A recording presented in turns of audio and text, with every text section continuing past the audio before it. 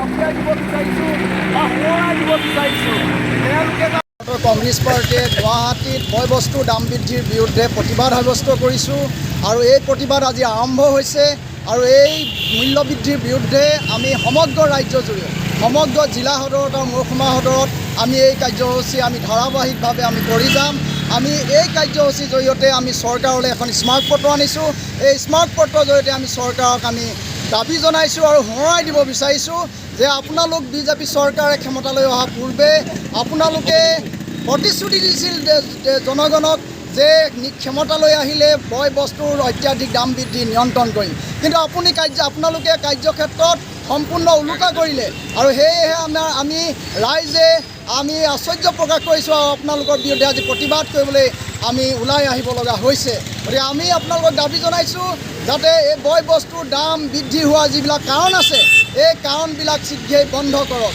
আমি কাৰণ হিচাপে বিচাৰি পাইছোঁ যে আপোনালোকে বিভিন্ন সময়ত বণিক গোষ্ঠীসকলৰ পৰা ডাঙৰ ডাঙৰ কোম্পানীবিলাকৰ পৰা যি ধৰণে নিৰ্বাচন খেলিবলৈ চান্দা তোলে এই চান্দা লোৱা কাৰবাৰ বন্ধ কৰক। আৰু এই চান্দা কেৱল আপোনালোকেই নহয়, আমি দাবী জনাইছোঁ সকলো ৰাজনৈতিক দল আৰু অৰাজনৈতিক সংগঠনসমূহেও যি ধৰণে বণিক গোষ্ঠীবিলাকৰ পৰা কোম্পানীবিলাকৰ পৰা চান্দা তোলে এই চান্দা তোলা কাৰবাৰ বন্ধ কৰক। এই কথাটো আমি সকলোকে আহ্বান জনাইছোঁ। গতিকে এইটো হৈছে প্ৰধান কাৰণ। দ্বিতীয়তে আমাৰ পেট্ৰলিয়াম মন্ত্ৰালয়ে যি ধৰণে আচলতে পেট্ৰলিয়াম কোম্পানীবিলাকৰ ওপৰত থকা যি নিয়ন্ত্ৰণ এই নিয়ন্ত্ৰণ উঠাই দিয়াৰ কাৰণে পেট্ৰলিয়ামজাত সামগ্ৰীৰ দাম বৃদ্ধিত নিয়ন্ত্ৰণ কৰিব নোৱাৰা অৱস্থা আহিল। গতিকে আমি পুনৰ দাবী জনাইছোঁ যাতে চৰকাৰে পেট্ৰলিয়াম মন্ত্ৰালয়ৰ ওপৰত মানে পেট্ৰলিয়ামজাত কোম্পানীৰ ওপৰত নিয়ন্ত্ৰণ অনাৰ ব্যৱস্থা কৰক। আৰু আমি কাৰণ বিচাৰি পাইছোঁ বিভিন্ন ঠাইত চলি আছে চিণ্ডিকেট ৰাজ। এই চিণ্ডিকেট ৰাজ আমি বন্ধ কৰিবলৈ দাবী জনাইছোঁ। অসাধু ব্যৱসায়ীসকলৰ লগত কৰি থকা লেনদেন বন্ধ কৰিবলৈ দাবী জনাইছোঁ যে আপোনালোকে যিসকলে অসাধু ব্যৱসায়ীৰ লগত অবৈধ লেনদেন কৰি আছে শীঘ্ৰেই বন্ধ কৰক আৰু এইসকলক চিনাক্ত কৰি দৃষ্টান্তমূলক শাস্তি দিবলৈ আমি দাবী জনাইছোঁ। আমি মূল্য বৃদ্ধি নিয়ন্ত্ৰণ কৰাৰ কাৰণে কেইটামান উপায় দিছোঁ চৰকাৰক।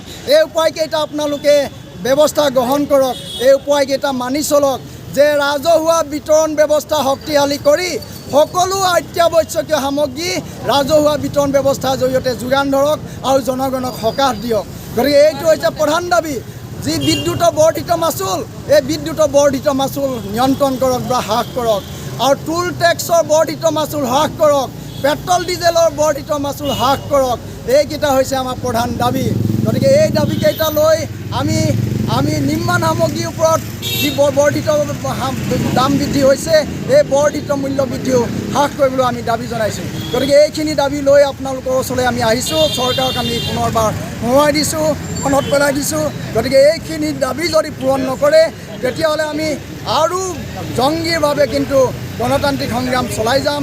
এইটো ইতিমধ্যে কৰিছোঁ আমি জনগণক সংগঠিত কৰি আৰু অধিক তীব্ৰ কৰি তুলিম, কিন্তু এই কথাটো আমি এয়া পাহতে অৱগত কৰিছোঁ। ধন্যবাদ।